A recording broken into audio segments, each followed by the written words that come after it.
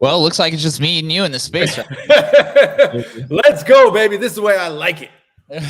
This is how we party, man. While we get everyone in here, and wait, dude, how has your week been?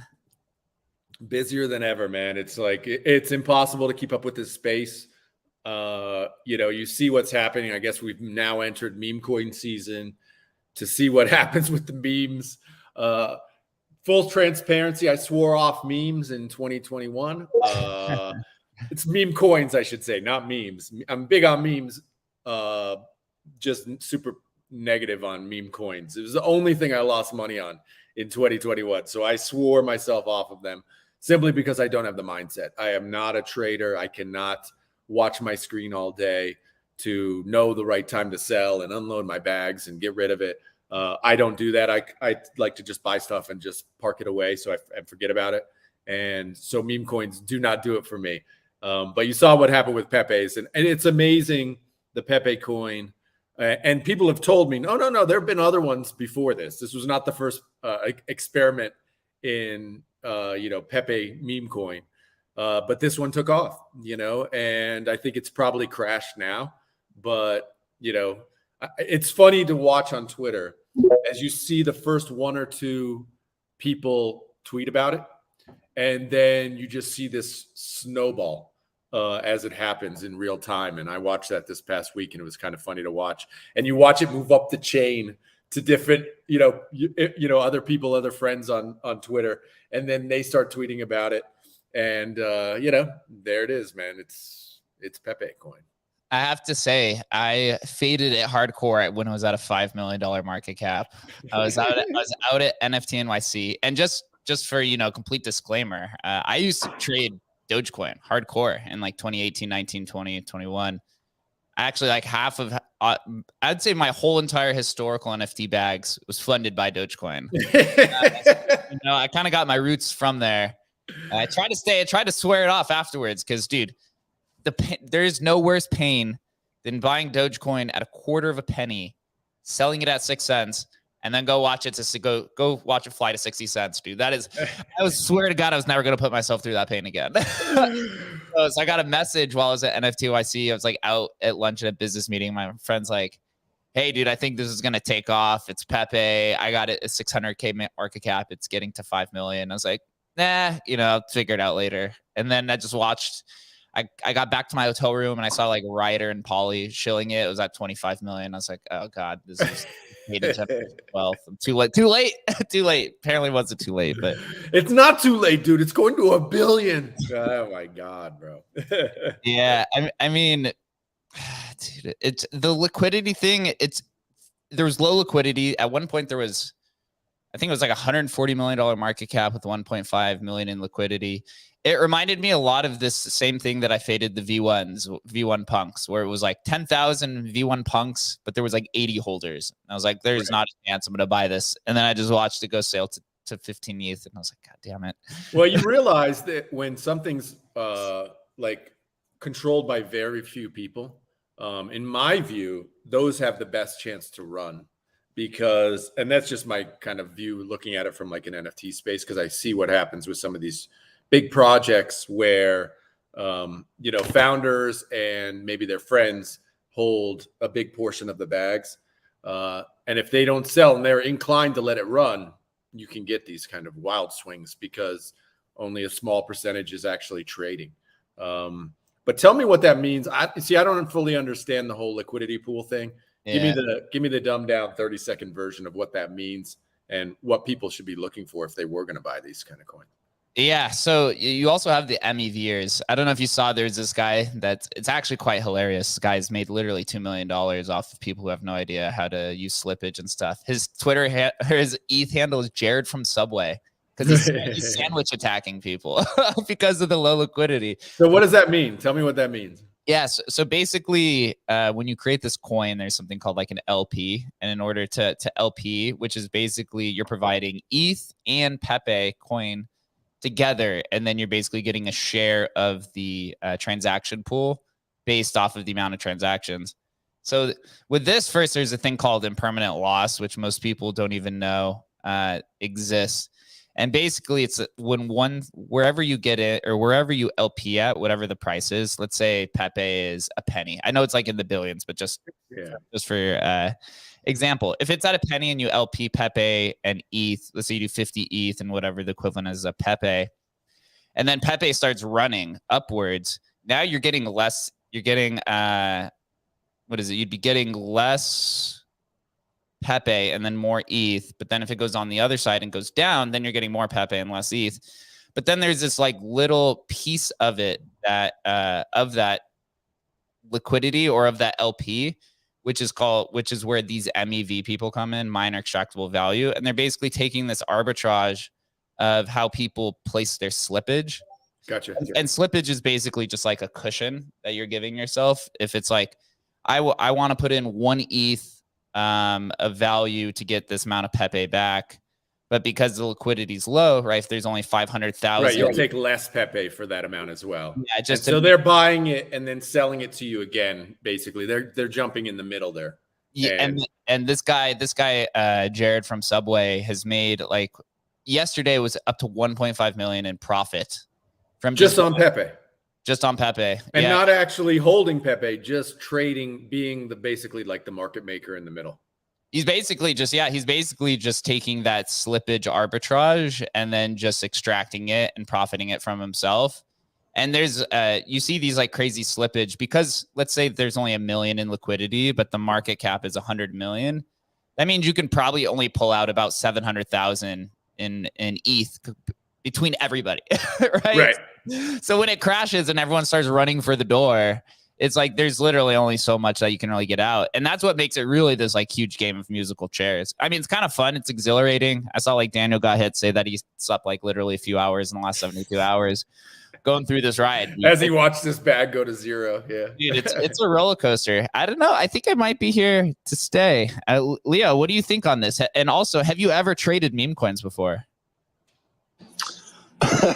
Yeah, I mean, this has been an interesting twist. I'm going to be honest, like, you know, I kind of assumed meme coins were a bull market type situation.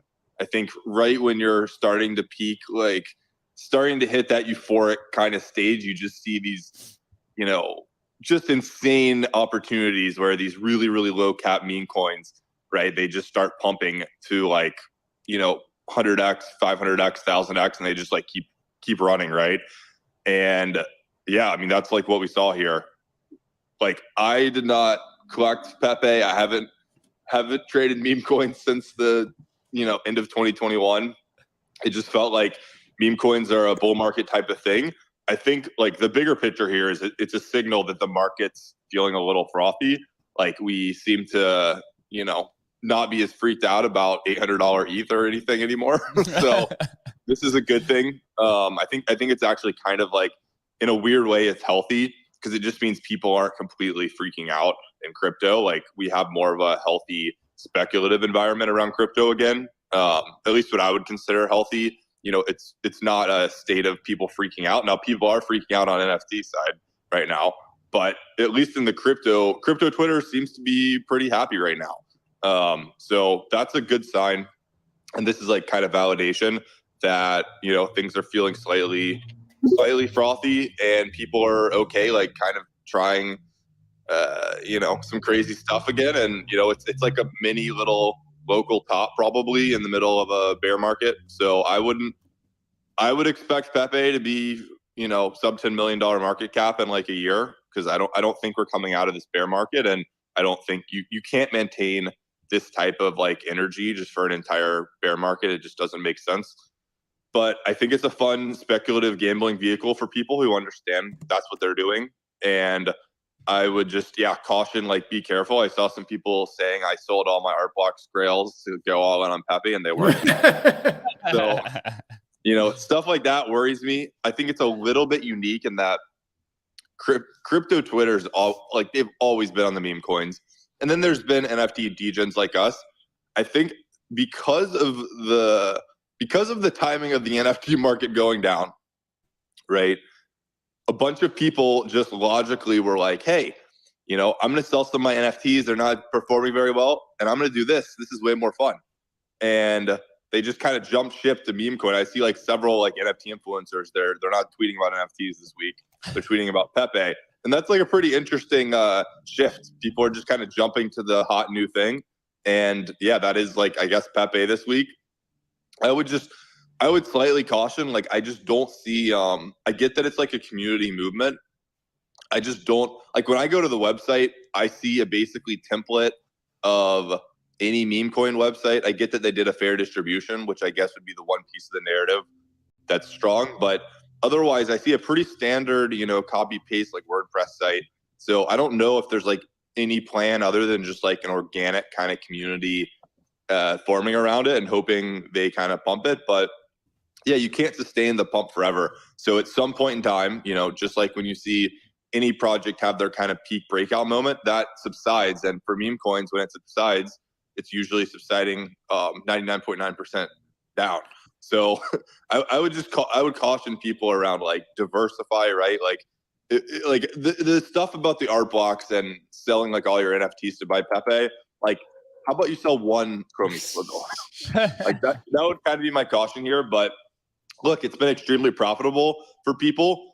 At $100 million market cap right now. I mean, I don't know, like, is the plan that we literally think it's going to go up another 10x and it's going to be, you know, in the top, you know, 15 on the charts? Like, my guess is no. But I'm also not going to fade anything because, you know, degens will degen, right? Let me ask you, Jake. So with this, you said, okay, so there's $100 million market cap right now. You said there's like 700,000 in the liquidity pool on something like Doge. Like, Doge is, I don't know how many hundreds of millions of dollar market cap, right? How much do they have in the liquidity pool? You know, it's just to give it some comparison, like percentage wise, what's a normal amount in the liquidity pool to be a stable kind of? Well, Dogecoin's a proof of work chain, so there is no liquidity. No liquidity pool. Okay. Gotcha. But Sheeb, there is one, and I'll do some research on that. One thing I want to found interesting, which I want to pull up here. And this could be a trend. You know, maybe they're just kind of capitalizing on the hype here. Was Manifold adding Pepe as a payment option?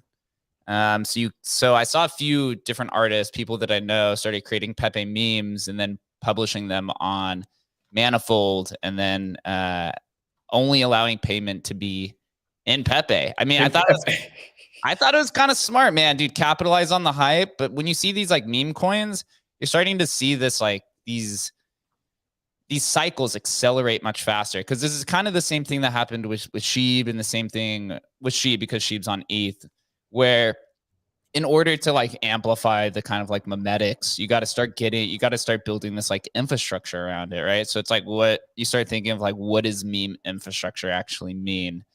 And there's no real definition to it. So one is like just start getting Pepe as a payment to go buy other memes, right? It kind of makes sense. I know Manifold just added their own fee where it's like $1 every time an NFT is created. So they're actually not losing anything here, right? They're just now encouraging more payments of Pepe so that they can make $1 per NFT, and they're not actually receiving Pepe.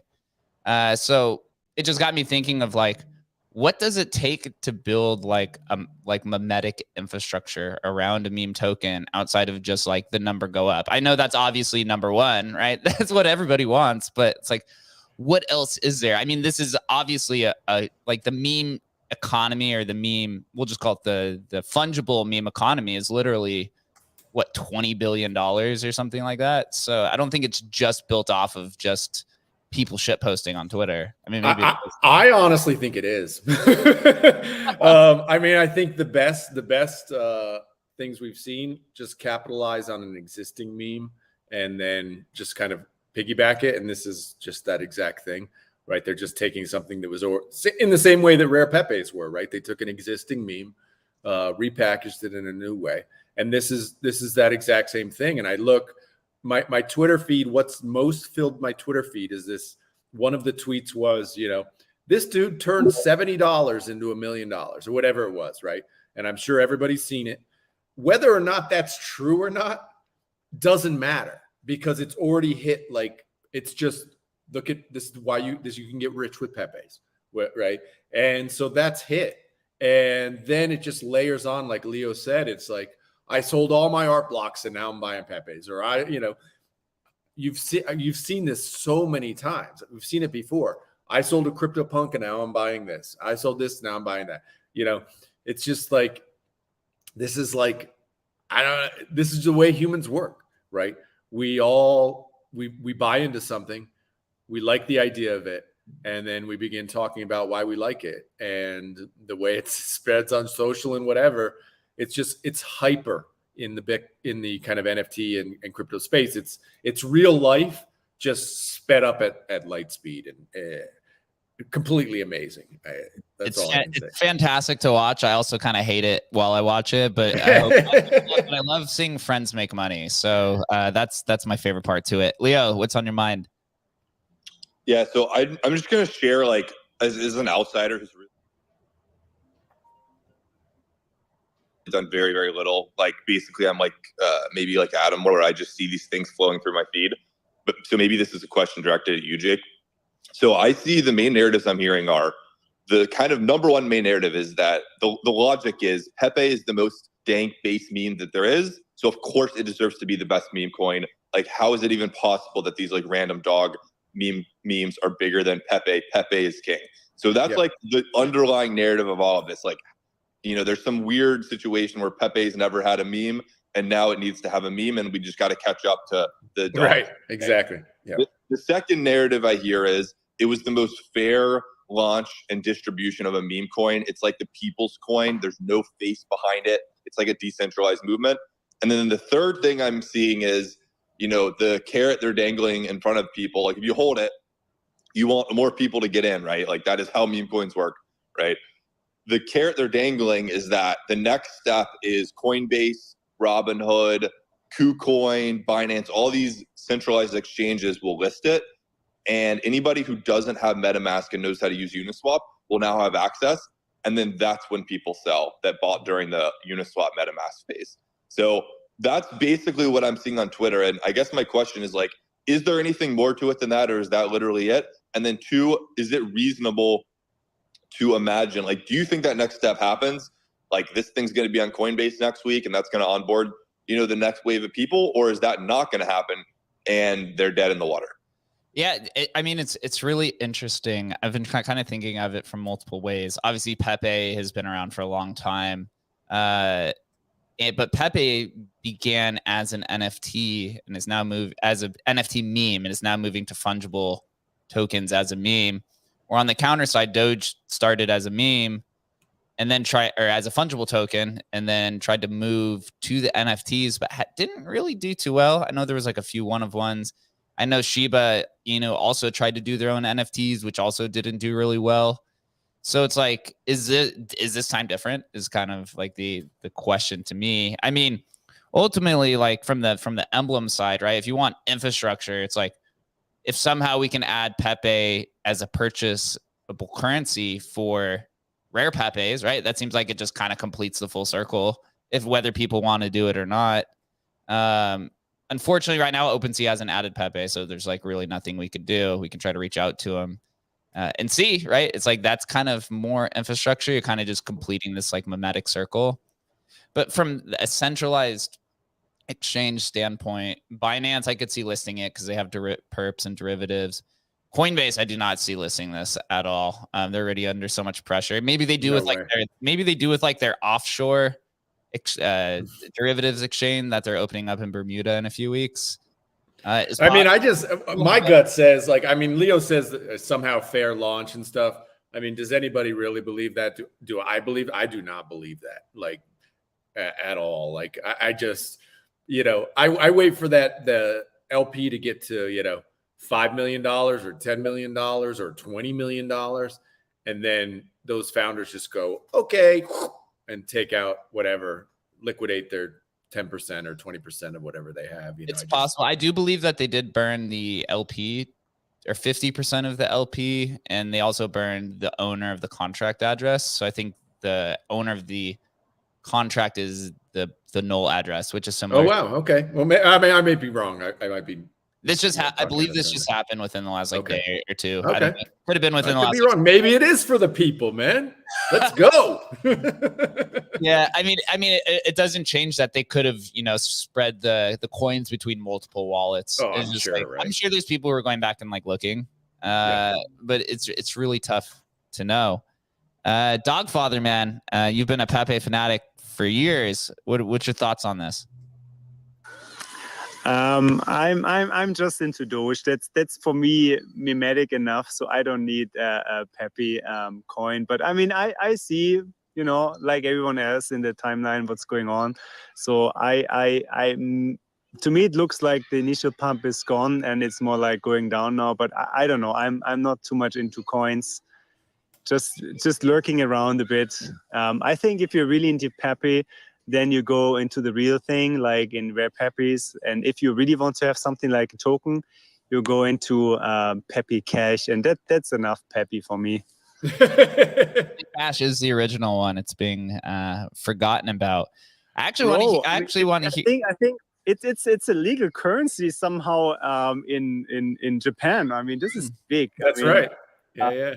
Wow, I didn't know that. And J-Dog was buying a Naka with $1 million Pepe Cash, so I think that's legendary. Show me how you can do that with this Pepe token, then buy a Nakamoto, and then we talk. Then we talk again. Hey, you're gonna have to eat your words, because if that happens, somehow if I could get in contact with OpenSea and we add that, I guarantee it'll happen. Yeah. Like, there's no reason why OpenSea can't just click a button and add some meme coins for currency. Like, I mean, I don't know. I wouldn't be shocked at all. Like, OpenSea's, kind of scrambling a little bit here. So if they can do anything to get a free W and think they're more part of the culture, I could easily see OpenSea actually doing this. They wouldn't have done it 6 months ago, but I could see them doing it now. I do have a contact at OpenSea who responds to me maybe like 30% of the time. I did message him right before this asking about making it happen. So if they get a response, dude, and we add it, dude, it's game on. We do know that Pepe Cash, I don't know, when we've talked to Christian before, Christian and Koji, they shared that example of Pepe Cash, which I can't remember what it was, but yet somehow they got it through the authorities back in like 2017 to get Pepe Cash like included on their list of like approved currencies or whatever. It's one of those crazy like OG stories from back in the day. Jake, did you see that? Check out that tweet that I put in the chat. There was one interesting thing that Giancarlo tweeted out the other day, maybe it was yesterday, about the total number of active wallets on OpenSea, I believe, or maybe just active wallets altogether. And this was kind of my thesis, for the last couple of years, is that our community is really, really small. Maybe you want to bring up that, just click on the graphic, make it big or whatever. But yeah, it's like the number of unique users on NFT marketplace overview over the last, month or couple months. And, even at relatively bullish time, not bullish, but, January, February, it's still only like 20,000 active wallets. And now it's tanked, with the NFT market kind of going down, it's tanked to like, 7,000-8,000 active wallets. And this has kind of always been my thesis, even during the bull run. I know OpenSea was pushing these numbers about, look at this, man. It's like, oh, there's 300,000 active wallets. And I was like, man, those numbers, that's funny numbers. Like, that's not real. And I think this kind of just shows that our community is super small. We are in this tiny, tiny grouping of people. And, I think this highlights it. There's just, we're just a really small community right now on a global scale. We're very, very small. I don't take this chart too serious, actually, because it's still a small amount, but there are people trading ordinals and on those marketplaces, which this doesn't account for. X2, Y2 is also not on here. There's some other, and there's just more options in the space now. You have like NFT loans that people are dabbling with, fractionalization, different types of staking mechanics. People are kind of like in their own ecosystem. You have a lot more, like native trading within their own NFT communities. Like, for example, recently I bought a Canpai Panda and I started like dabbling in this and realized they have their own point system in there that you can use to buy like real world events. A lot of stuff they do in Vegas, so that's kind of why I started participating in it. And to me, like, I was dabbling in this and I was just like, dude, there's no reason for me to ever leave this ecosystem. At least, like, there's no reason to trade, right? I could go buy events. They actually have like their own casino you can use these points for and stuff. So it's just a lot more, there's just a lot more options. Also on here too, right? They didn't add Arbitrum and Optimism. Arbitrum's doing more transactions than Ethereum. So it's just tough to see. But also when you look at this chart, it's funny because you could really see where the ordinal explosion is. Literally January 19th, you go from 10,000 to 20,000. I mean, a lot of those people a lot of that's Emblem Vault. I mean, it went from 7,000 to 12,000 owners, right? So that's literally 5,000 active people owning something. Yep. And then you start seeing it tail off once the infrastructure and more ordinal marketplaces in the middle of March start popping up. You see it literally like a huge decrease in it. Also just like fungible tokens and stuff. I could be completely dismissed and wrong there, but I try not to take this one too serious. Although the number is definitely going down. Number go down. Well, look, that's over like a 10-day window. It doesn't really mean anything. But yeah. Mafiko, you got your hand up? Did you want to chime in? Yeah, man. I was just gonna say, we're really peak bear market right now. Like, even so, and to some extent, I agree with you, Jake, that diagram doesn't have or include many other ecosystems. But even if I'd say we 10x those numbers, like it's still so small. Like the overarching, with everything included, I find it hard to believe that maybe we'll be 100,000 unique wallets right now across everything. And in that scenario, it's still quite small. And as we've been saying, the number has been declining. And so then thinking about Pepe coin and what's been going on, it seems to me from what I'm seeing in my feed that people are just bored. It's like people are sick of NFTs with like, a merch or in real life, like events and things like that. Like there's just nothing to keep people entertained right now. We had the meta early in the year around 6529 and the memes and those kind of things. And that was there for a little bit. Jack Butcher, that was there for a bit. And I think that just gave people something to do. It was exciting. And then now we just kind of like, there's nothing to do. And with Blur going on and the farming going on and floor prices decreasing, I think people are just kind of like, are really going to a place where they go, this is fun. Let me get into this Pepe coin. Let me get into these shit coins because at least it gives me something to do in the meantime, which is, I don't think it's a good place for us to be in as an industry. I think we're just lacking a lot of innovation right now around just anything new. Let's just a new NFT, a new model, something different. I think that's what people are really screaming out for. And so I see this sort of meta or these meme coins and things. We'll see more and more of this, I think, going forward, unfortunately. Or fortunately, man. Or fortunately, who knows, man? I did bring up For sure. I did bring up Skylar X, who has to come up. How's it going, GM?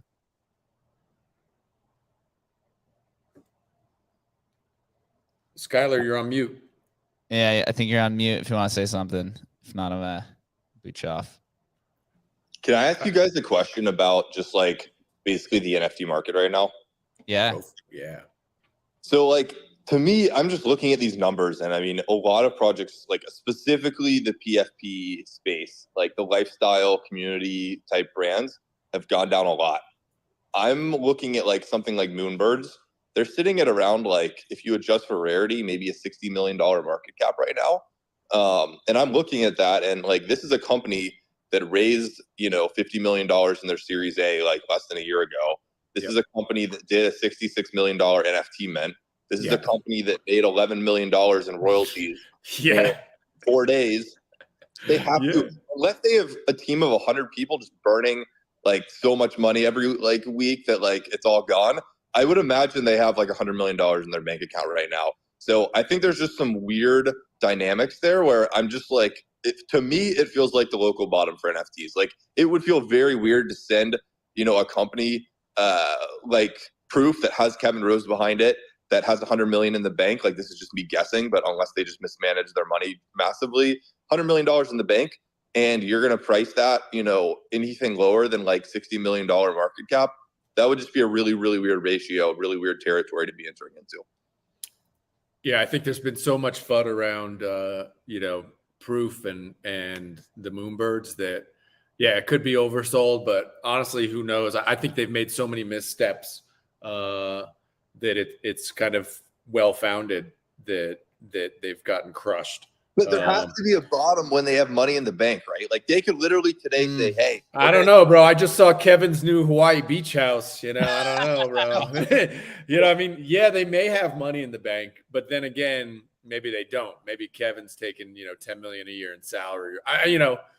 This is a hard thing to figure out. And I would think because they did take that investment that you would assume they're running it relatively,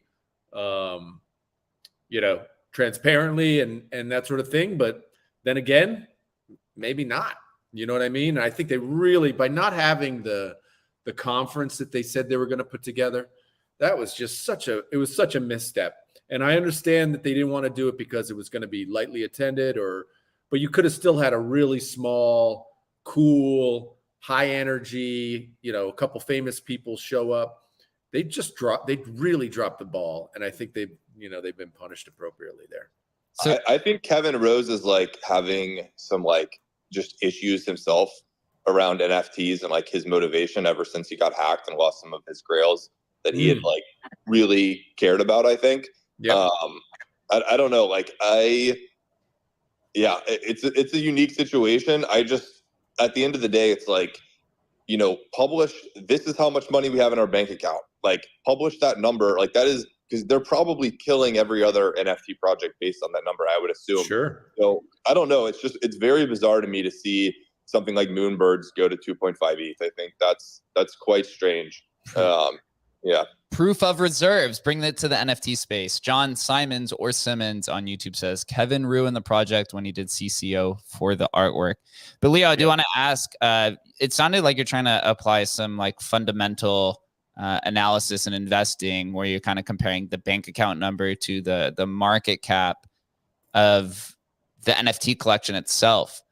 Do you think there is room to take kind of like these like traditional investing I guess tools and apply it to NFT space? I mean, we do have a meme coin that's literally at 27,000% or something.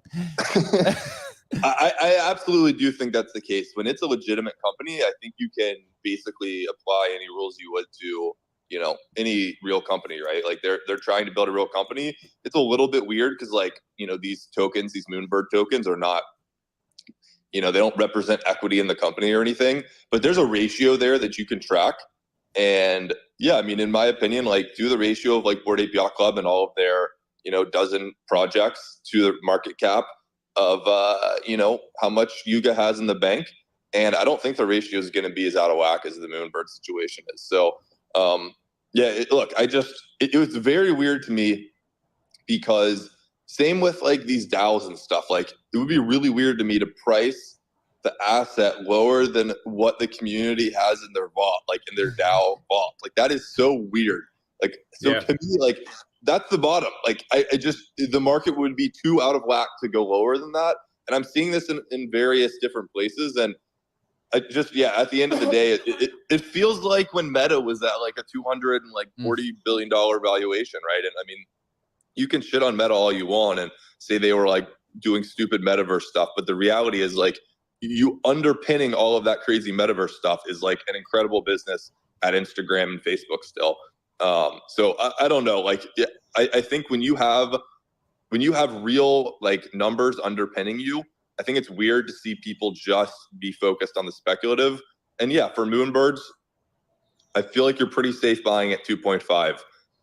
Unless Kevin has like literally lit a bunch of money on fire in the last year. Yeah, I actually just picked up a cool cat for 0.77 ETH. Dude, these things are like 10 ETH.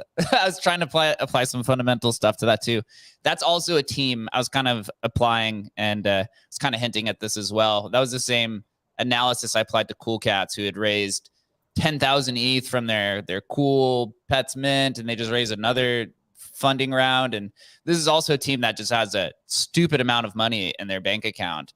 I was just like, something that's, it's off 95% off of its all-time high. This is what we're talking about. Yeah. Like, that's a good move. Congrats. Like, that seems to me on paper, that is an excellent decision.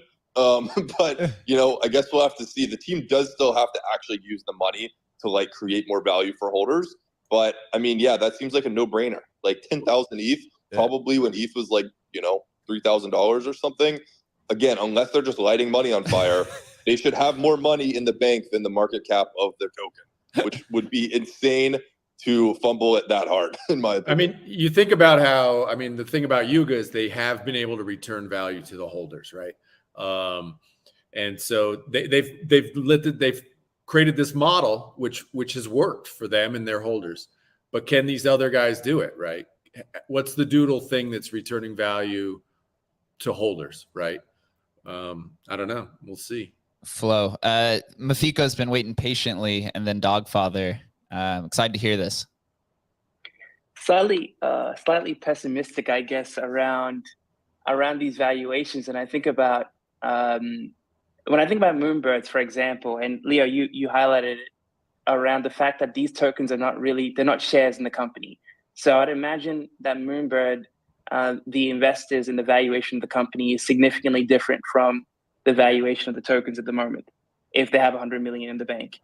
I guarantee if Moonbirds came out with, or in the beginning if they had launched and said, basically each one of these tokens represents a percentage of our reserves, that floor price, if they have 100 million in the bank, that floor price would be very, very different to what it is today. But I just think because of the fact, I mean, let's say pessimistically, or in this scenario, Kevin Rose decides, you know what, fuck this. My grails are stolen. I've lost my motivation to do anything. I mean, here's then the conversations around returning capital to investors. And so then, realistically, then the holders in that scenario get nothing. So I ultimately it does come down to execution, but there is always that out that I'm just wary of these centralized teams, that there's always an out around conversation with shareholders. What are we going to do? Do we return capital? Do we look at selling this off? Do we just salvage what we have? There's a very much conversation that can be had, and ultimately with the token holders at the very, very, very bottom of that list. Yeah. You guys been really good around returning capital, absolutely. I mean, returning or providing, rewarding holders. But I mean, it is really, if you think about how these companies are set up, it is a nice to have, not a need to have. You're right. Yeah, absolutely, man. Dogfather, what you thinking about? Yeah, I mean, taking a finance perspective, we know that there are many firms, even the stock market, that have a market to book ratio. So the value of the stock is lower than the book values or what, what's the company's worth on paper for many years, right? So you have sectors where the market to book ratio is below 1 because nobody wants to hold them and nobody believes in this sector and this company. So I would be a bit cautious saying, yeah, that's a value play and so on. Still, you can lose money for years. Okay, but I get the whole idea, and in general it's all good. But I'm just saying, even in the stock market, where you really have ownership of the corporation, even there you see market to book ratios way below 1 and for years. But it always has to come back to 1 or it goes bankrupt, right? There's always 2 outcomes there. It has to come back. So unless you're just, again, I guess it could be that you have so little faith in their ability to deploy capital that like you actually believe that every dollar they spend, they're going to get less than $1 back. If that's what you believe is happening, then yeah, I guess FUD the hell out of it. But to me, it's like, I fundamentally like, I mean, look, maybe I'm being too optimistic here, and maybe Mafko Dogefather, you're right. It's just, Kevin Rose like went on Spaces a year ago and basically said like, the pitch for Moonbirds was there's all of these, Anon founders creating these projects, raising a bunch of money. I am somebody who's been in this space doing a podcast for a year now. I'm like the most legitimate name in the space. Probably him and Gary Vee are the most like legitimate, like, actually in the NFT culture. And they're going to raise a real venture capital round of $50 million and raise a real company. So, that, they basically have to be, using that. They can't pocket the money. Like they have to use the money to build the business. And the idea is, and maybe Mafko's right, like incentive alignment isn't very good. But the idea is hopefully the incentive alignment is, hey, the Moonbirds are going to benefit when, that $50 million and that $66 million, when you put it all together, it should be like probably around $150 million gets spent to build up the brand that Kevin is building. And then hopefully that flows back to the holders of the actual NFTs. And that is exactly what we saw the model happen with Yuga, right? So I don't know, like Kevin went on Spaces and told everybody that like, this is not going to go to our pockets. This is being driven back to holders by building this brand. And I think like that is kind of how the market has done this in the past. Like as the brand grows and they promote it and create this larger brand, the value in the underlying token does go up because more people are hearing about it and getting excited about it. And there is like, at least some level of utility when you have like that much money to spend. You can throw some pretty cool parties and send people some pretty cool free stuff, right? Yep. Yeah, like I don't know. It's just fundamentally I don't see I'm gonna call it, if 2.5 is the floor for bottom Bloomberg. is in. Bottom is in. Right or check back in a week or two. But yeah, I find it hard to believe Moonbird's going below. I think it's actually like maybe. Wait, did you say 0.25 or 0.025? I can. well, what's happened this bear market is a lot of these teams, especially PFPs, have realized the PFP to gaming narrative isn't exactly worthwhile. Most people don't actually want to play the game. They just want the revenue and the rewards from it. So they did actually have a rebranding, and they did say, hey, the Moonbirds is the art collectors PFP, whatever that actually means.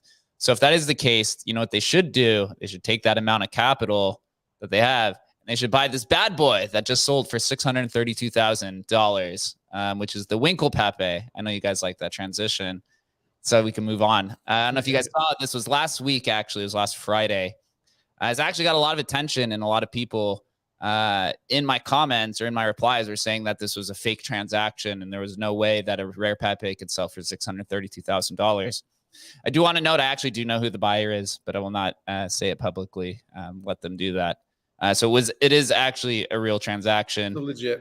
It was sold through a Bitcoin dispenser for 20.75 BTC. Apparently they had been negotiating this for quite some time. And they finally came to it. Dogfather put out a great thread, which is what I'm showing. And he was saying that the second largest dispenser sale was for 18 BTC on January 30th, 2022. And that was for Pepe Al-Assad, which is a supply of 3. And the WINKELPEPE is actually a supply of 1. It was originally a supply of 2, but the other one, I don't know if it was Cameron or Tyler, was burnt. at some point earlier. And there's a lot of sales on here. There was a Pepe Million, which is a supply of 5, sold for 600,000 and 900,000 during the bull run. So these rare Pepes are being sold off in secrecy. Dogfather, you're the one that wrote this awesome thread that is pinned to the top. Tell us your thoughts on it. Yeah, I mean, when I saw that last week, I was like, yeah, that looks big. But then I was like, no, this is really a lot. I mean, there should not be that many dispensers in that range. And I'm not saying these are the largest rare Pepe sales ever, because we know there were some auctions, in the 7 digits. But I was just looking into dispensers because, this is native counterparty. So these are real OGs trading with each other. They are not going, on Emblem Vault or to Sotheby's or so. They trade with each other. And just interested, and I was like, wow, this was really natively in BTC, the largest sale on dispenser ever, right? In the middle of, some real bear market. And all the other sales that were even higher in fiat, right? So they were not supply of ones. So this is really an outstanding, a really outstanding and historical trade, because the others, they had a supply of 3 or 5. So basically you can multiply this number in 2021 January terms, at least by 2 or 3, if not even more. So this is why I just wanted to highlight that the other 2022 and 2021 trades that even had a higher US dollar value. Yeah, can you tell us when it actually when they burnt the other card? Yeah, I'll have to Was go it in the thread? No, it was not in the thread. It's not in there. I just did that yesterday night, not looking too much into that. I think it already happened a while ago. It was not recent, but I need to check that up. I'm just on my phone right now on the soccer place with my son. But there are only, I think, 7 other rare Pepes that had a supply of 1, but the original ones. So these are these Pepinopolis and the like that were selling for 3 million. So this is still another league. But I think WINKELPEPE is right after that, super grail league. This is why it's for selling, even in the bear market, for such an insane amount of money. Here it is. So this one was burnt. It's owned by the address One Hail Lord Keck XXXX. So essentially, yeah, they sent it. I don't know when. Man, moving on X-Chain is freaking. It's like being on AOL sometimes. I swear, it's a pain in the ass. I give up half the time. Yeah. But what I do want to note is kind of moving into the emblem section. I don't know if you guys noticed, we did push a big metadata update on the rare Pepe curated collections. So if anyone wants to go look at that, give us some feedback. I think this is going to be the final. We tried to simplify it as much as possible. There's literally 5 traits. There's the card, series number, year, and total supply, which you can filter through. On the title, it says the name, and then it has a dash, and then series number, card number, which is what was requested by everybody. And then down in the traits, yeah, card number, series, year. And then if you click on levels, it'll show you the supply. It's crazy here. If there are 99 billion, is that billion, right? Yeah, 99 billion total rare Pepes if you combine all of them together.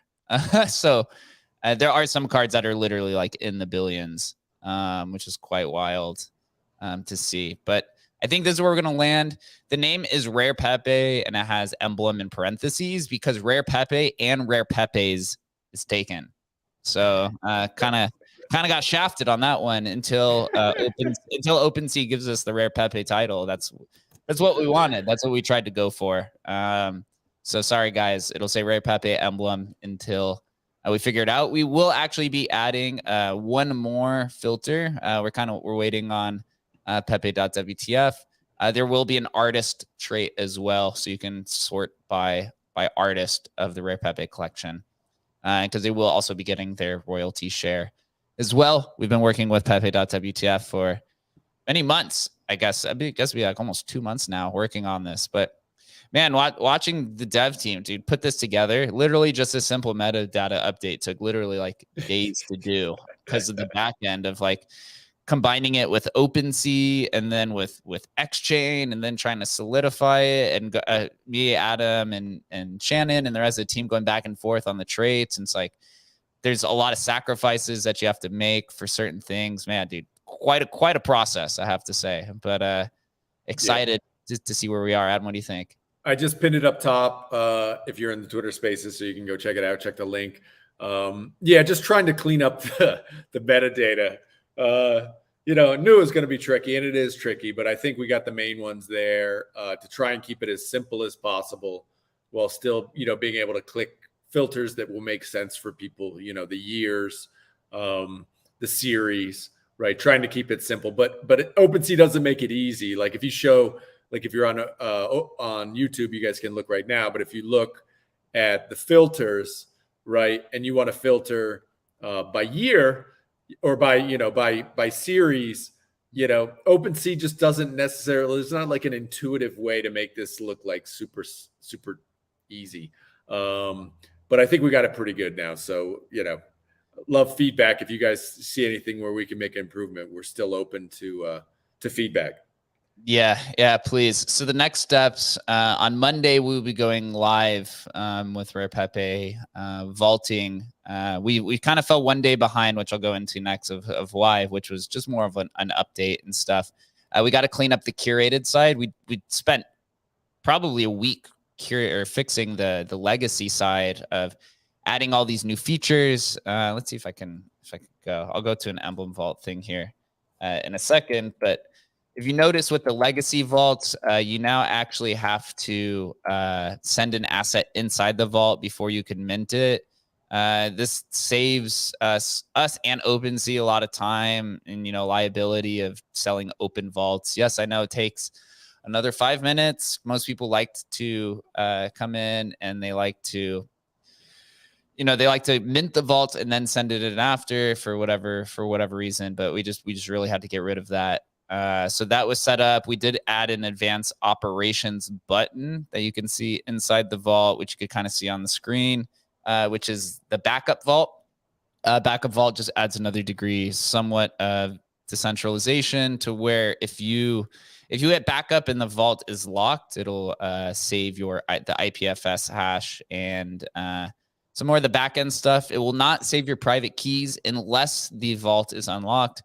If you unlock the vault and then hit backup, then you can save the private keys to your desktop and then go use those private keys to do whatever you want with it. Some people like to be more advanced. Be very careful doing that, guys. Yes, Heads up. Like if your computer's hacked, that is not a good idea. Yeah. So, but that's why we labeled it as advanced operation. Yeah. We also added some things where to approve Koval and to approve minting, if you're a first-time user, that button is now green. So it's hopefully like signaling like, hey, this is the first thing that you need to do before you can mint anything. We did also add an arcade button, which was pretty cool. I ended up meeting with the arcade team in person in NFT Miami, and we've been on some calls to really help users find more opportunities to dabble in the world of NFT-Fi. I think that's the name that I keep hearing. NFT-Fi is just NFT finance.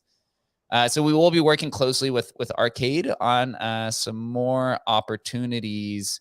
So guys, if you have a Nakamoto and you're looking for a little, liquidity, go get a loan on Arcade, man. There it is, man. Just there was something crazy that happened on Arcade I just saw recently. I think this was yesterday. Somebody in Arizona in the United States issued their little real estate their real estate deed or whatever it is as an NFT and then went and borrowed against it on Arcade. Yeah, here, let me see. I'll see if I can find this tweet. But these guys are top notch. I really like them. They've done arrays. They've been around the space for a while. And we have some really cool ideas of different ways that we can kind of go back and forth. This platform between the other ones, they said they believe in long tail assets. I actually had no idea what that terminology even was until I started talking with them, which is basically saying like they want to basically be the platform that is similar to like what banks do with fine art, right? They want to help people find assets that have a long longevity of lifespan They do not want to be like BendDAO and some of these other ones where there's just kind of like a floor resting bid for loans. They're going after high value assets, which is something that I really liked a lot. Adam, what do you think? And I'm going to pull up this tweet about this real estate thing here. I think I love people trying out different stuff. Obviously, though, for my gut goes immediately to like, okay, rare Pepes, where people don't necessarily want to sell them, but they want to have access to a loan that gives them some liquidity. Just makes sense. I've been talking about this for 2 years with some of my Wall Street friends, which is like, I want to hold these assets for, decades potentially, but I want to be able to access some of the liquidity around them. Just makes a lot of sense. Tax purposes, all the rest of it. You guys know how that sort of stuff works. This is just a natural evolution of the NFT space. So it's very interesting, and definitely want to support it because I think it's a really important aspect for people to be able to long-term hold these high value assets. Yep. So you'll see the arcade button only appears if you own the asset. We couldn't have that pop up and you don't own the asset. So if you own the asset, the arcade button's there. But if you don't, then you will not see it there. It'll just say OpenSea and looks rare. I did pull up this tweet, and then I'm not calling you Dogfather right after.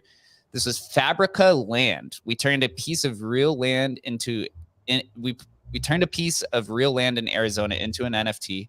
Took that NFT to Arcade, a decentralized loan marketplace for NFTs.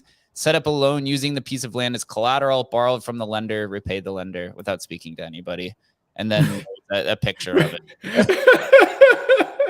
Like, how wild is that? They went and borrowed against their land in Arizona for, it looks like 9 days for they probably went and did something else on the back end. But pretty cool, man. Pretty cool innovation. A little scary if you don't know how to, if you're not good at prioritizing security and you get hacked for your piece of land that lives in Arizona. I don't know what happens in that kind of situation. Dogfather, what's good, bro?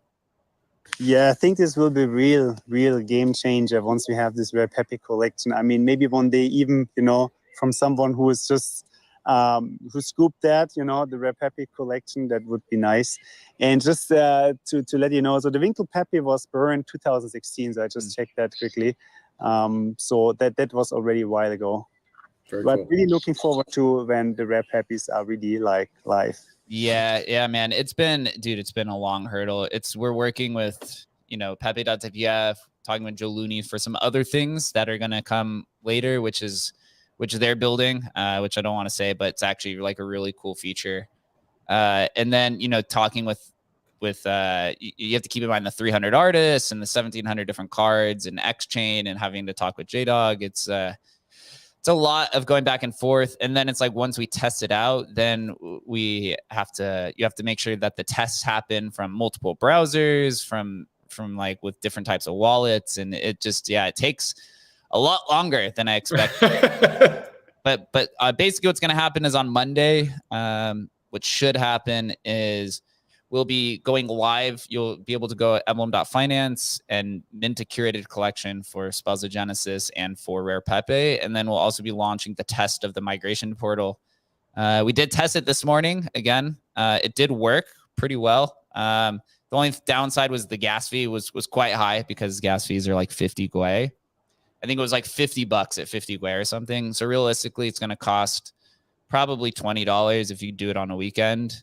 To take your legacy vault and then go move it to the curated. Good thing for everybody is that the migration button will literally be in the vault itself. So you're literally not going to have to do much besides click migration and then click the gas transaction. The vaults that are ineligible are the ones that have multiple assets inside of it. So you're going to have to unvault those. Most people are going to have to check. I started looking through my Pepe vaults, and there were some that had literally like 10 assets inside of it because of all the airdrops that had happened, which was kind of cool. That's awesome. Found a lot of stuff that I didn't know existed inside of there. I was like, oh, that was kind of cool.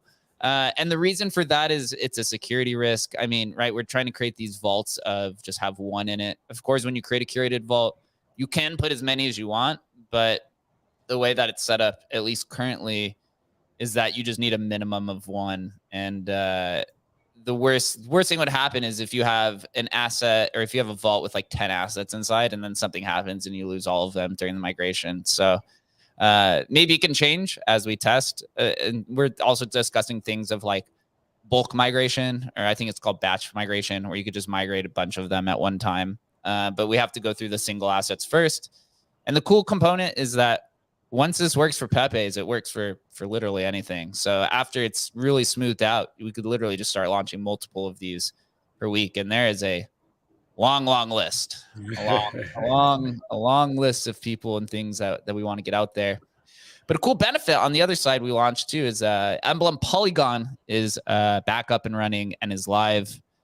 This actually adds a quite new feature. I mean, a lot of people aren't aware of it. We also have to figure out, we have to bridge more Covault over. There's Covault that exists. But I went and created a vault for literally 10 cents, you know, compared to $10 to $20 that you do on mainnet.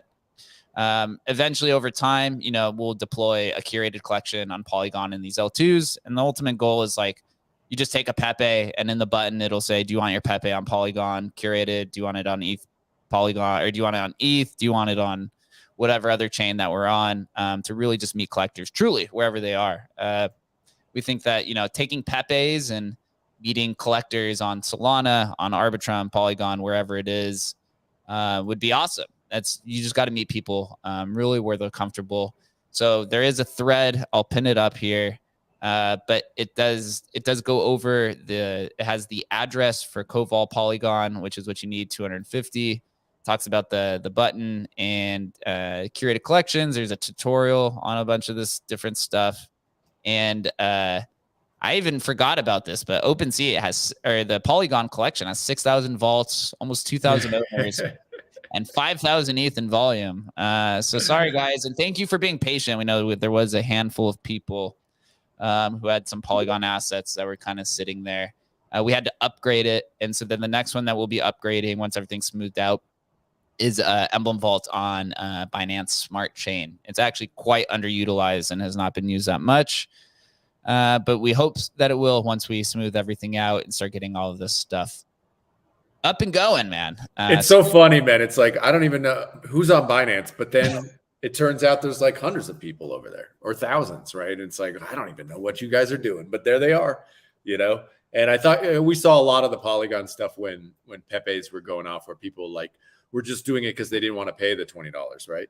And for a while there was like this vig you could make by buying seeing the floor price on Ethereum, buying it for much less on Polygon, unvaulting it and revaulting it. There's all sorts of like plays in there. So if you're a day trader and you like doing this stuff, pay attention. Yeah, John says, looks really great. One bit of feedback. The total supply under the level is a bit confusing, showing a specific card as 100 out of 99 billion. Card supply 100 would probably be more clear. Yeah, I actually agree as well. So if there's more people that think that, then we'll go ahead and push that update. This was more testing, because when you do set up set it up as 100 out of 99 billion, I'll open it up here again in a second. It's more for the side panel to where you can kind of set a parameter. But if we do the different supply, since there are literally 1,700 different cards, you're probably going to get about 400 different options on this. Yeah, that doesn't work on this side panel, which maybe we could do both. But it's like I said, there's just a lot of trade-offs. I do understand the confusion though. So like here, if you're looking at it for total supply, so you can kind of set your parameters, right? You could do 1 to 500, right? And so you're looking for lower supply cards, right? The problem is, I know what he's saying, but yeah, that slider or that entry button that we kind of settled on there, if you don't do it that way, basically what you get is you get each card. So if a card has a 1 of 1, you'll get 1 of 1s, you'll get 1 of 10s.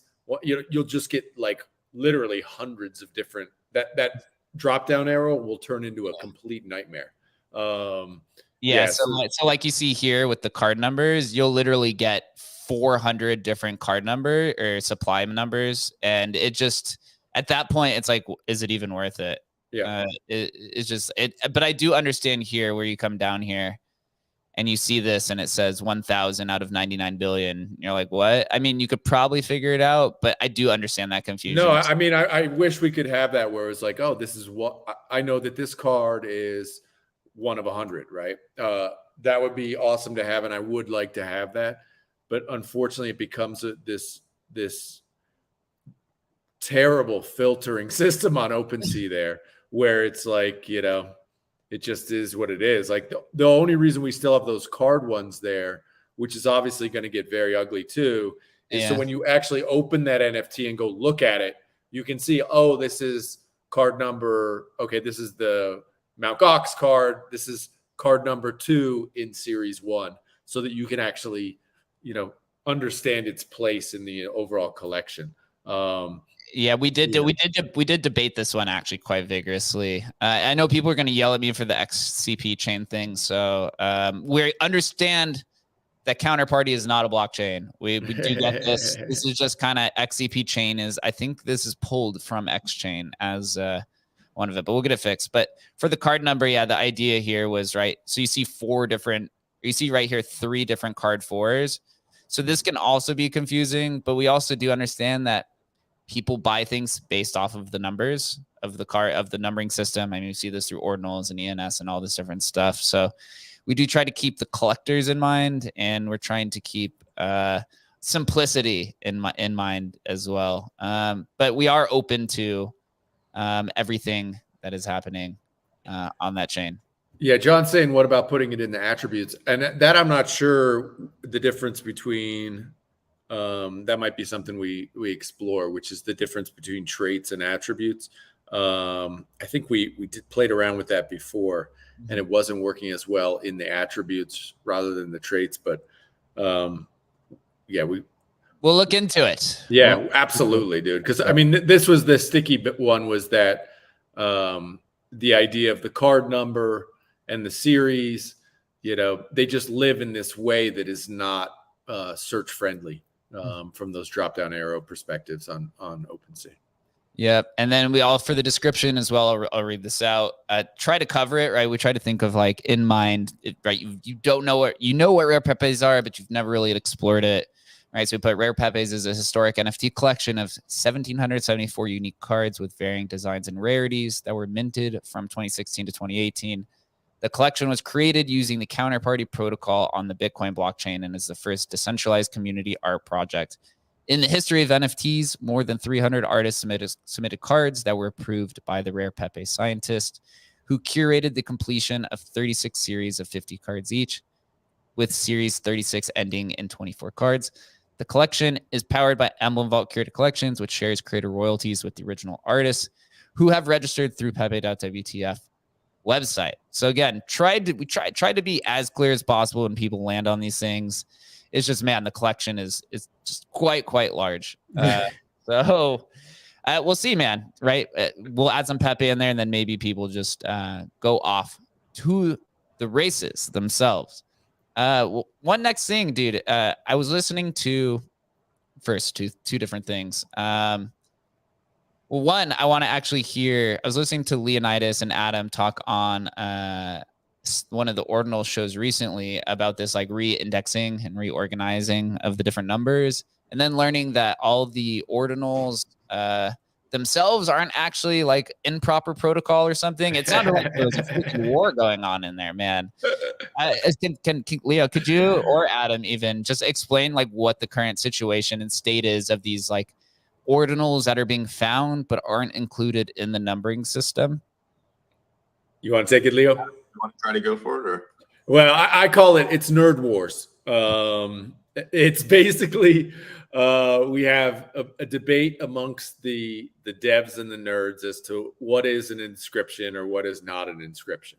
And to be clear, it's not clear. And so, you know, we have this idea that the ordinals protocol was created, but it wasn't created in such a way that it had complete clarity as to what is truly going to be called an inscription. And so what we have is we have things now that inscriptions that were made that most of us would consider an inscription, just looking at it logically, but they weren't necessarily counted by the indexer. And so there are thousands of these things out there, and the community has to come to kind of this consensus about how we're going to move forward. And so that's where it is. And it's kind of now taking a little bit of time to do this, which I understand, because, you know, in theory, there's lots to be lost or gained, or debates within the community. But, you know, I'm of the mind we just got to get through this and just get it in the past. The reality is, I don't think most people who are interested in ordinals even kind of know that this is even taking place. It's just like the five of us on, you know, on Twitter Spaces and in chats and stuff are debating it kind of endlessly. And I think at the end of the day, it almost doesn't even matter, but it does have to be kind of moved forward with, and a settlement made so we can all kind of move on. Leo, what's your position on it? Or do you have a public position? Yeah, my public position is let's have like a lot of open discourse about it, and then ultimately kind of just see where the ball lands. I think the way we're kind of heading right now is, you know, basically this is just a completely social consensus kind of made up layer on top of Bitcoin, right? So there's going to be no like official protocol fork, or that doesn't even necessarily, that's just not the way to think about it. There's no nodes that you have to convince to run the new software. There's nothing like that. It's really like, you know, ultimately there's this one indexer that Casey released that's like the main indexer, and then other people are building their own indexers. And, you know, basically you have this numbering scheme on top of it. So it's interesting, like, you know, there's a unique ID for every inscription already. So that doesn't change. It's just a matter of like, which inscriptions are we going to include in the protocol and which are we not? And, you know, as Adam was kind of pointing out, it's like, it's just, it's a little bit of a, basically when Casey created the documentation for ordinals and when he created his indexer, it was not like crystal clear that like, if you do this, it will 100% be an ordinal. And anything that doesn't do these 8 things are not an ordinal inscription. There is nothing like that to reference. And my opinion is we do need to come to some sort of understanding where if we do it like this, then everybody will have predictability, knowing like, hey, if I do an inscription this way, I know it's going to be good, or I know it's not going to be good. And right now we don't have that. And it's actually, this has been really good because it's forcing us all to come together and discuss what maybe those, what that spec should actually look like a real spec, right? Not just like, you know, an indexer that tries to pick up a bunch of inscriptions. So that's probably the benefit from this. Like, I think we will come out of this with some sort of basic spec for the protocol. But yeah, I mean, as far as reordering and adding back some of these inscriptions, there are probably like maybe 5 or 6 different weird types of bugs that people just basically try to make inscriptions in weird ways. And there's just an open question as like, you know, do we count those inscriptions or not? Because, you know, it's not a black and white thing. I hear people will make the argument that, you know, hey, we got to include all of these, you know, if it's, you know, a JPEG on the blockchain, we got to count it. Well, it's kind of like, you know, probably not actually, because, you know, if you're not complying to anything, I mean, we could push this to the limit and it looks basically nothing like an inscription. And your argument you're telling me is that you want that to somehow be picked up by the protocol, no matter how people define things. So my kind of thought here is have a pretty clear way to do it. The indexer picks that up. And for all of these inscriptions that are like pre, you know, indexer update, I think probably what I'm seeing now will probably happen is the indexer will have an update. Okay. And the indexer will just keep indexing the way it has been up until a certain block height. And then when that block height occurs, it will basically start indexing. If we want to add a certain type of inscription, like doing multiple inscriptions in a transaction, which it currently does not pick up, we will add that at a certain block height, and the prior ones will not necessarily be included in the numbering scheme. And then going forward, we will include them. This is kind of where I'm seeing it at based on what I'm seeing from a GitHub pull request Casey just created the other day. Yep. And, you know, basically the outcome will be that, you know, I don't think the inscription numbers are going to change, but we will basically be including like at least one of these bugs in the future, and probably throwing out and just saying like all this other stuff you guys were doing, which is like just not looking really like an ordinal inscription on chain. We're just not going to count those. So it's like you have to be, you know, complying with what people are using today, which is like an inscription that's picked up by the indexer. And I think we just need to create a spec to make that much more clear to people who are inscribing.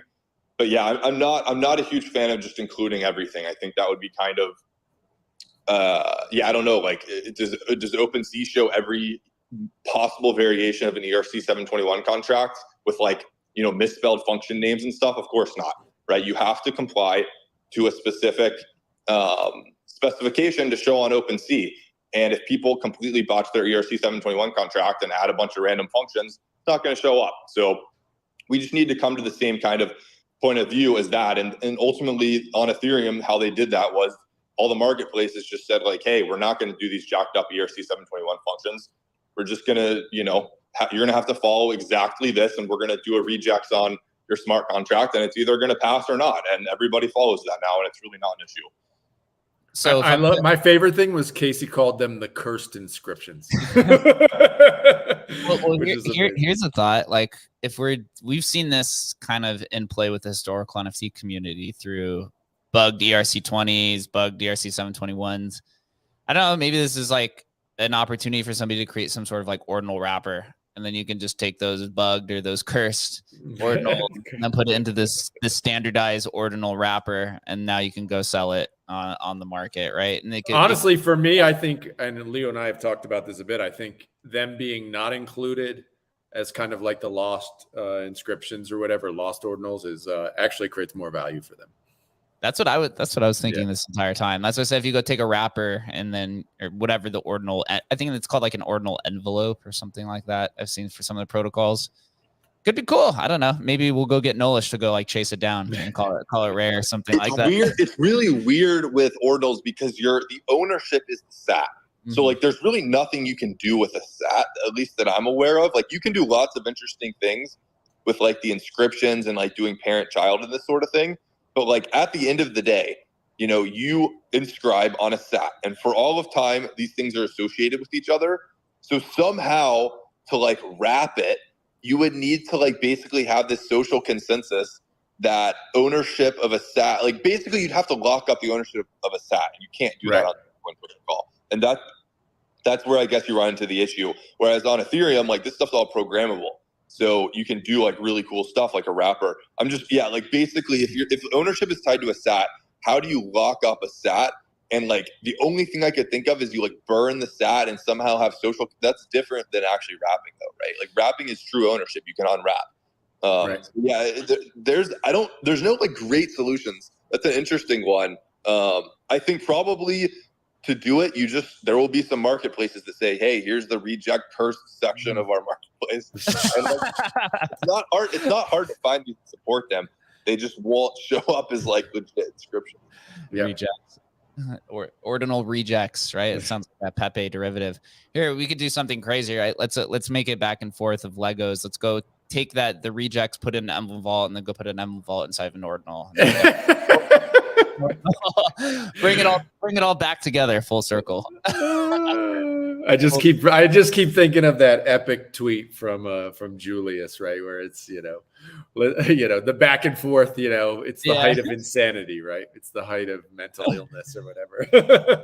It's just money, Legos, and everything within each other. But speaking of ordinals, dude, this popped within the last 24 hours. Nolish actually messaged me beforehand about this. He put a tweet out, I put it on the screen that said, if you want to acquire a raw uncommon to collect and inscribe, 10 uncommons will be made available at 1 ETH each. Last night, I believe he's almost sold out now of these. Quite crazy. I didn't know it was going to happen that fast. I just saw the Emblem bot just literally like burring and just selling. I don't know if he's just built like a cult community already. He's got a nice little business, man. I give it to him, man. He's the what is it, the Sat Hunter or whatever. It's a nice tagline, bro. And he's doing it, man.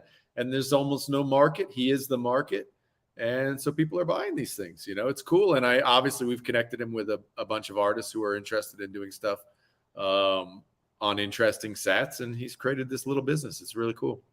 Yeah, I agree. So I saw somewhere earlier. So let's see. I think there was like 6 or 7 of these had sold since last night out of 10.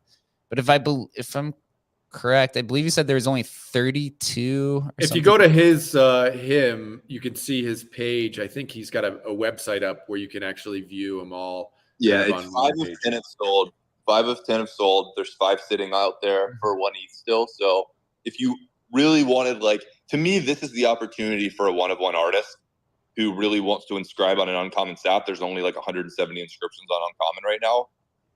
You know, in my opinion, like, will necessarily just holding an uncommon sat be valuable in itself, worth $2,000? Like, that's probably not, in my opinion. But will an uncommon sat that's inscribed on in the first like 170, like pretty early like this, add more than $2,000 to the art that you created? Probably yes. That's what the market is being predicated on right now. Because you can buy these in bulk probably for a lower price, right? Sure. It almost sounds like these would be like the equivalent of like buying a gold canvas or something for an artist, and they could just sit and hold on it and then add some art to it later to kind of like amplify it. Is that maybe that's like I think so. It's interesting. Or the canvas is, you know, I don't know, an older cat. I don't know. It's like this, like a unique canvas in some sort of way. It's an interesting way of looking at it. Yeah. It's my papaya canvas from the 1800s. Oh boy. I will say, like, I've been talking, like, this rare sat, old sat stuff, like, it is very much, and it's like very much in its infancy right now. But I will just say that I've talked to some builders. There's some very interesting stuff coming out at Ord.io. We're going to be doing some interesting stuff. So I would definitely, you know, I'm not saying go ape one of these for 1 ETH. That's a lot of money. But I'm saying, you know, pay attention to what's going on here. Because the sat being inscribed on is a layer of collectability. I think that's ultimately like the takeaway here. 100%. And we know, I mean, I'm not going to name them, but we know people who are, you know, people who deal with lots of Bitcoin coming and going, and have set up systems to basically do what Jake said, you know, pan for sats. People are absolutely doing this. So it's a thing. Dude, Leo, by the way, great job on Ord.io. It seems like you guys have really been pushing some cool updates for it. Since it's been launched, I think, what, 3-4 weeks from now? What's your takeaway from it?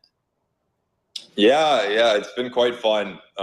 Zach's been just like pumping out code every day, and we've been pushing some fun updates. Yeah, I would say, you know, ultimately it's been a successful experiment. Like, I very much thought of this as like, you know, Zach has a full-time job. Like, you know, he's just going to kind of hack together. We'll together hack away at this. Like, he's basically the engineer, and I'm playing like the product manager. And we're just kind of running a fun experiment. And we've seen people are like really liking the collectability aspect. Like, you know, for people who don't know, you basically have the ability to like filter and sort inscriptions based on a bunch of like cool collectability attributes that I'm like talking about on Twitter always, right? So like rare sats, old sats, file size. You can search for inscriptions based on like the AI image tagging that we do. And then you can also upvote inscriptions, right, that you like. So, you know, the whole idea is like, let's surface really cool inscriptions. Like I love personally scrolling through the new feed on ordinals.com. And this is basically taking that and trying to make a homepage like Reddit, where you can always see the coolest inscriptions and hopefully find interesting inscriptions, right? So we're trying to create the tools that allow people, specifically maybe the more hardcore collector, kind of like myself, to go find like, hey, like sub 100,000, what's the largest file size, or what's the second largest file size? That's like super easy to do now. So we're trying to, you know, surface interesting inscriptions and basically give collectors the tools to find, like, to peel back the layers on all the stuff that I'm talking about on Twitter that like I personally find to be cool. And there's definitely a group of people who like really, really dig that. And then there's a lot of people who just want to collect their, you know, pixel Pepe and like don't care about this stuff, and that's fine. But yeah, we definitely have a group of people who seem to really care about, you know, the inscription number, the sat rarity, the sat age, file sizes, all of these things. And we're trying to just build out more features to, you know, empower like all of these kind of weird edge cases that aren't getting met by just like kind of a standard marketplace or Explorer experience. So like, for example, there's a few people like creating 3D inscriptions. So like you can, you know, go look at our 3D tab and just see all of the 3D inscriptions that are getting created. And you can actually click around with them and, you know, even throw it into your bedroom or something through AR on your iPhone. So there's like fun things like that, and we're really just having fun at the moment, trying to make a fun explorer that like literally does exactly what an explorer should do, which is like lets you explore cool stuff that like you might not be able to find on other explorers or marketplaces. Yeah, this looks fantastic. I was just scrolling through all of the files. I had no idea there was this much. Some cool stuff on here too. I just pinned it in the Twitter Spaces. I had a tweet blow up this last week about Pokemon just got rugged, and it just highlighted for me. I think the reason it took off is because it just connects with so many of us in the NFT space. The NFTs are the best place. Like, this is the space for collectors. Like, this is everything eventually, in my view. Like, it's all going to be tied to NFTs, because from a provenance perspective, from just like how are you tracking an asset over time? How do we know the people who are producing the assets are being transparent? I mean, the thing with Pokemon, what you realize is once you start going down this rabbit hole, nobody knows supply, right? And yet all these kids are buying and collecting and trading, thinking these things have value, and they don't even know the supply numbers, right? And I mean, is it only a matter of time before this stuff moves to a transparent layer? It has to. Like, humans will not put up with this over time, in my view. And I think, that particular tweet just like highlighted it for people again. Like, no, actually, we're in an amazing space right now, being in the NFT space, where we can actually like have some level of accountability to like how many of these things are there, and being able to get some sort of like rarity scope.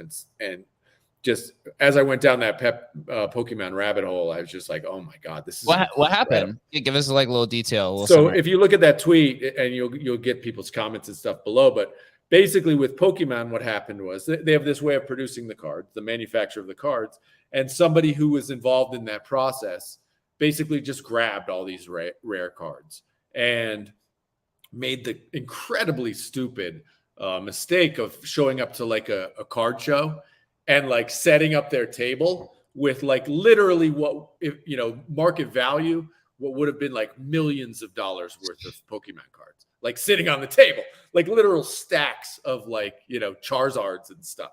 And it went viral, and like, wait a minute, what's going on here? And then of course, like actually the guy got like actually returned the cards to, whoever runs the Pokemon thing. And like Pokemon put out a Reddit post like, oh no, it's all good, we got the cards back, but then it's like, well, then people are like, well, what's actually going on here? How do we even know what's happening? I'm opening 1,000 packs and I don't receive one, Charizard, yet here's a guy with a stack of 700. Like, what's going on here? And it just begins this whole conversation about, that there's no transparency amongst, Pokemon itself, where nobody even knows how many there are. And, are we all, it's just, it literally is just like funny money. And so, yeah, I don't know. I think, obviously the comments are filled with like NFTs fix this, and they do. The question is, does Pokemon want this fixed? Do they want it to be transparent?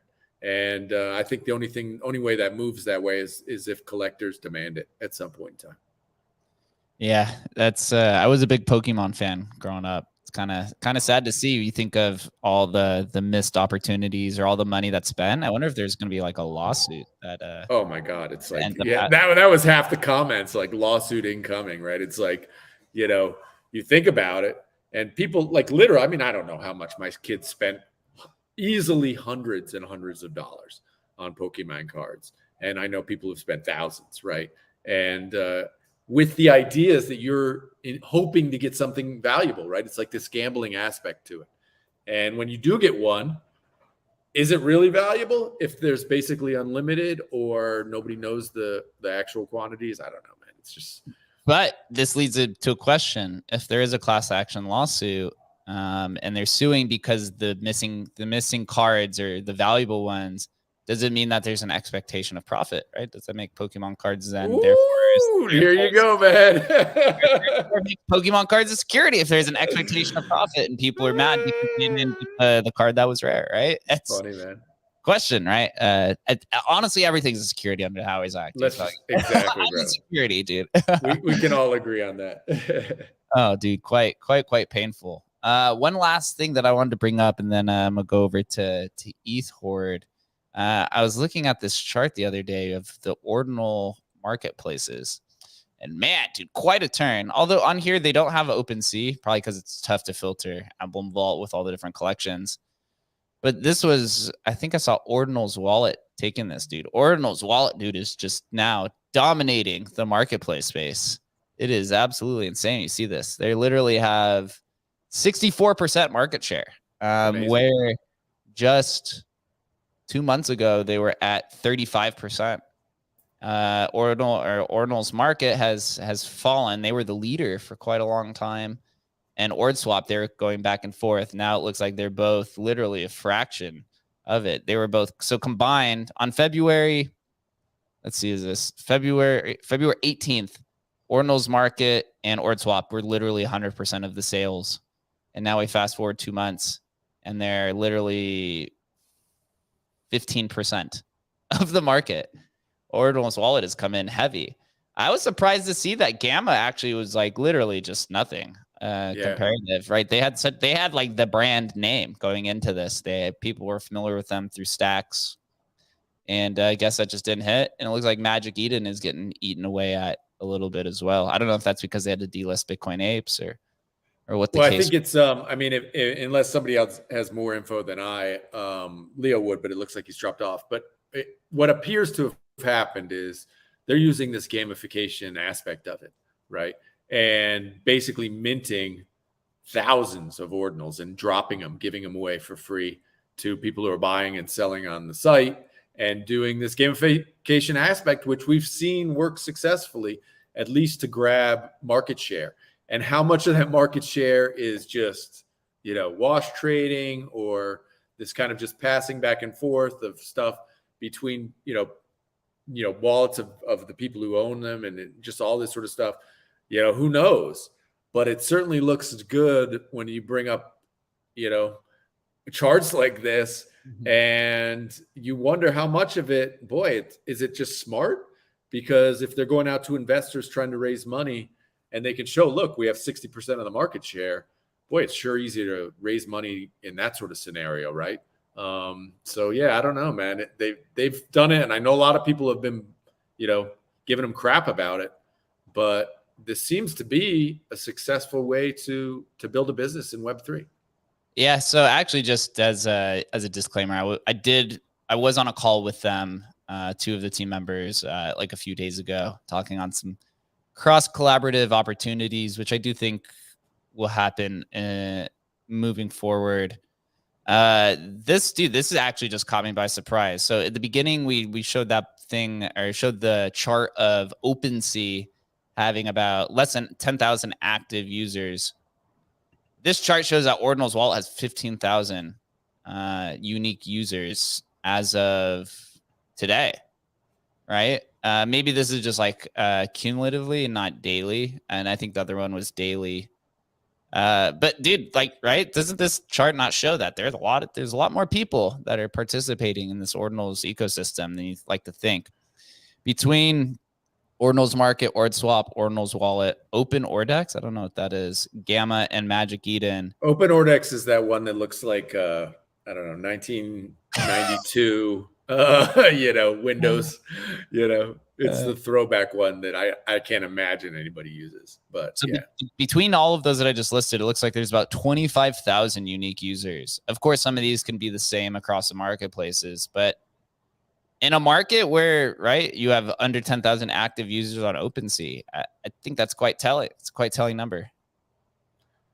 Yeah, I don't know. I for me, it's got that same vibe of OpenSea last year, where because you were able to get, if you have a wallet on Ordinal's market or whatever, or not Ordinal's market, but Ordinal's wallet and all those guys, it's like they're airdropping stuff to you.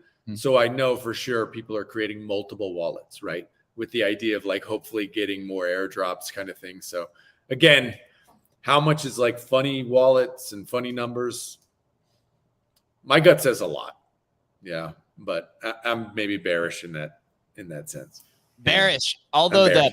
the pixel Pepes I've seen are selling for like $2,000, $3,000, $4,000. So that might be the native collection that comes after it, dude. Just Pepes everywhere. Pepe's all the way down. If you're confused on what to do, dude, just put Pepe in it, and you're doing it's good. crazy. Haven't said hello yet to Ethord, man. Thanks for coming.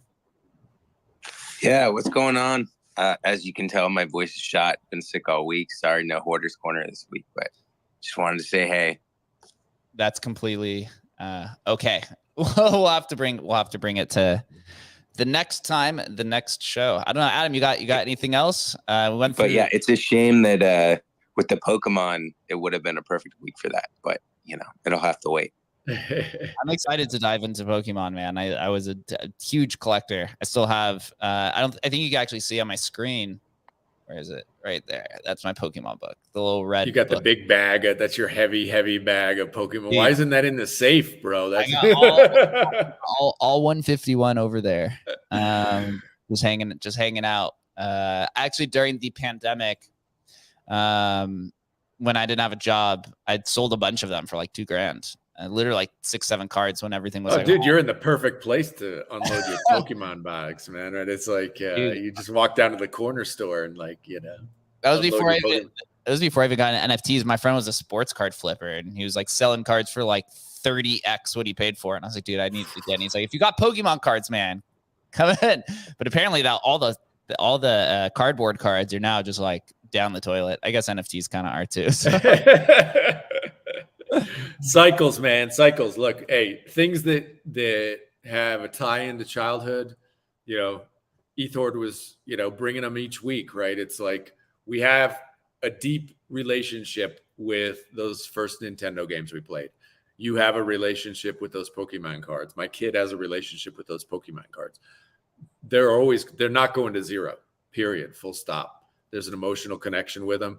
People will always collect that stuff. Yeah, I absolutely agree. We're starting to see some of the nostalgic brands kind of pop in. Recently, I saw Pogs just did like an NFT drop. Right, we saw that run recently. It was like a few months ago. I think that went to zero with like Nickelodeon and some of the Rugrats and some of these other ones. But I think Leo had the best comment in that tweet that I made about Pokemon was, dude, if Pokemon really entered the NFT space, they would be king, dude. I mean, literally, like it's such an incredible opportunity for them. I can't even, my mind like starts frying when I think about a company that if they really made a push into NFTs could just completely own the space. Mr. Captain America, dude, welcome to the stage. And as for a complete preference, I've known this man for quite a long time. Was actually at his wedding. So good to see you. Boker Tov, Jake. Good morning. How you doing?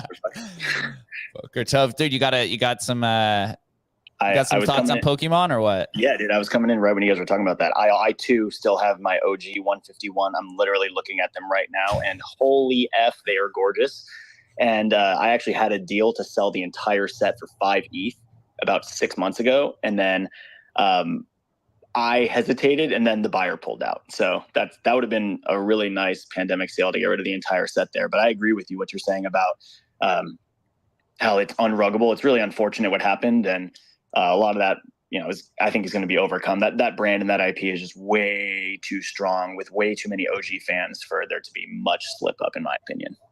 Yeah, if there's anything that NFT PFP community likes to hate on or think that they're expert in, it's IP for some reason. That is one of the strongest IP that I've ever seen. Dude, IP, like valuable IP, is just about the hardest thing to do on Earth. So yeah, I am with you 1,000,000%. It's basically unruggable IP, no doubt. Well, I agree. I agree. And in a time when NFTs and even my specialty in Web3 is ENS domains. And we've seen ENS and the surge of ENS sales dipping with everything else. But there's actually a Pokemon trainer DAO, which has about 1,100 Pokemon names. All of the Pokemon ENS are fully registered and created in one single one single collection on ENS Vision with a floor price of like a quarter ETH. So even despite all of this, like Pokemon names among ENS degens and NFT people are, is still strong just for ENS names alone. So I happen to have one as well. I'm not convinced it's a real Pokemon because I know the OG 151 plus maybe like 50 others based on the movies and the show. But these people are fanatics, and it's so small and so early for that still that if people come to ENS and continue coming into Web3, I could see Pokemon, both the brand and the domain side, being really, really strong. So I'm definitely still bullish on all that. Although my Pokemon ENS bag is irrelevant. So if Pokemon the corporation went to like Polygon and was like, we want to do an NFT collection, how much will you pay us? They'd probably pay him $50 million to do the I mean, if they paid freaking D-Gods $3 million, how much would Pokemon get from ENS? Dude, it would be like, or from Polygon or whatever. Yeah, that would be probably the most sought after collection in recent memory. I can't think of anybody who flat out just like doesn't like Pokemon or wouldn't understand like what that could mean for Web3 if a collection like that launched. So totally, oh man, I would be freaking the F out. I mean, they could do a $50 million drop. Like they could raise $50 million if they want. No problem. It's just like GameStop, dude. Everyone loves that nostalgia. Everyone got ripped off by GameStop, and we all made our money back, right? Oh, absolutely. That's where you got revenge on them for selling you a game for $80 and buying it. Oh, dude, that was the absolute worst. ENS is always interesting because the degen community, like you guys find different ways to use it. Although looking outside of him, like, what is the fucking point of this? But it's just like anything else. Like as you're talking about Pokemon, I know everyone's really big on this like sub wrapper or the subdomains with the wrapper.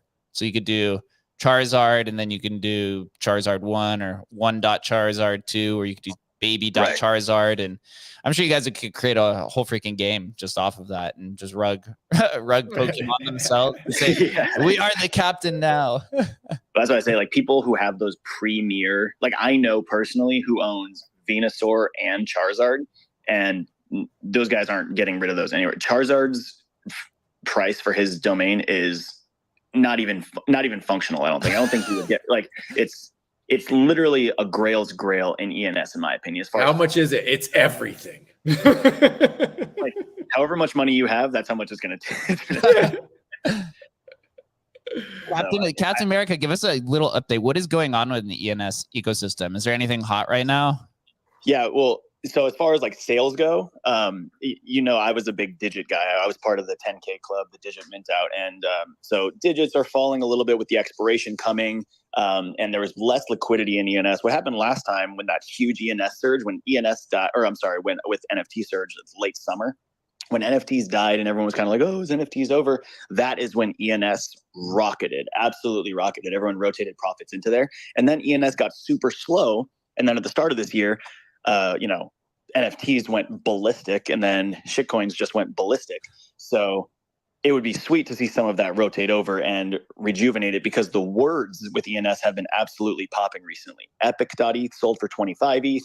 TEA.eth sold for 5.5 this morning. I mean, there are lots of 5-digit sales happening again, which is very, very nice. You mentioned the subdomain wrapper.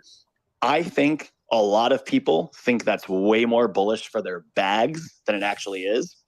I think it's more bullish for adoption and for NFT communities and organizations to implement the use of subdomains for their communities, airdrops, sending, access. There's a lot of things you can do with subdomains, and I think people are spending a little bit of time focused on the bag building part of it, as opposed to what it could mean to help onboard other communities and use their brand and their community functions a little bit better. So I think that's going to be really bullish when it happens. I think we have to wait for gas to go back down from party, but I remain an ENS degen. So I'm not out there registering nonsense anymore, but good deals I still do like. And we'll get you a good ENS soon, Jake. Don't worry about it, bro. Hey, dude, if you could get me Jake.eth. I tried to, when that was expiring, I was trying to get it, and somebody just created a bot. That was before they put in the Dutch auction thing. Yeah. And I had a whale friend who was going to drop tens of thousands of dollars on that and didn't even come close. Yeah. Because like the gas was raised. I think gas was like 4 times the price of the registration at the time. So it was really crazy that he secured that so strongly. But Jake.bit's a decent backup. The old school. Eventually, a Namecoin will be vindicated if that ever happens. It's funny. I'll call Mafiko in a second. But when I first started buying ENSs, I have a bunch of them, a lot of Vegas related ones. I was thinking about the subdomains one. I went and like registered a bunch of the Las Vegas strip clubs, and I was like, they're gonna have to come after these for their girls if they want to get tipped. I went and registered like a bunch of hospitality and entertainment ones with the clear purpose of like there's going to be utility at this at some point, not like the speculative nature of registering all these like Pokemon ones, creating a DAO and stuff like that. And so I was gonna say littledarlings.eth is a fucking grail, my man. That's what I got. Yeah. Little darlings. Like the best. I live literally walking distance away from that place. But anyways, Mafiko, what's good? Yeah, I was just going to add on to the whole ENS thing. I agree with Captain America about the subdomain wrappers, but I did see, I'm not sure who posted this, I did see someone say that the subdomain wrapper may actually be a great thing for new forms of revenue generation. So thinking about a situation where new projects actually issue subdomains off their main, I don't know, like Board APR Club or BAYC or something, and actually generating revenue on a more subscription base through the subdomains instead of relying exclusively on royalties given the situation or minting proceeds. So just something as well, I think we may see with new projects toying around, new forms, new ways to generate revenue sustainably. Ethord. Yeah, friendly reminder, actually. During this call, a buddy hit me up and said, hey, your ENS is in the grace period. It's expired. I was like, oh shit. Boy. So I just extended it out. But everyone check, put a reminder on your phone. You don't want to lose those. Yeah. As a reminder, sorry, Jake. As a reminder, if your domain does expire, you get 3 months of grace period. So Ethor just mentioned that. So you do have some time to bring it back out. You have to bring it out past grace period and beyond to keep it functional, but you do have 3 extra months where it's not a functional domain, but it can still it's still under your control and you can extend it. So keep an eye on your domains. And there's actually, Jake, this is cool. There's actually a new software. I'm drawing a blank on it, but I can send it to you later. That automates your renewals. So ENS has actually been building and doing some really, really cool things to help with adoption of ENS. And that's one of the ones that I just saw happening, where you can send ETH plus a certain group of domains, and then when it's time, it'll automatically update your domains. So I think that's pretty cool.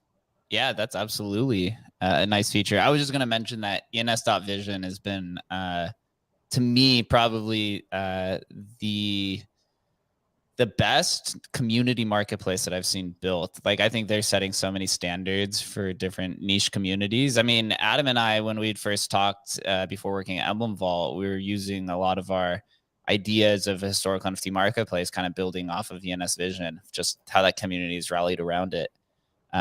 Quite good. Didn't they raise recently? Is that what happened? They sure did. They raised 2 million. I'm not sure at what percentage, but they raised 2 million. And that was not a full buyout. So that's quite an accomplishment for something that 1 year ago today, literally 1 year ago, was strictly a search tool to find unregistered domains. And now it's the #1 ENS marketplace. So shout out to the team, of course. Yeah, they've done quite well. I tried to pitch them on adding like LNR and Namecoin and stuff, and I was vigorously attacked by the community. Vigorously, dude. I was getting so much hate mail.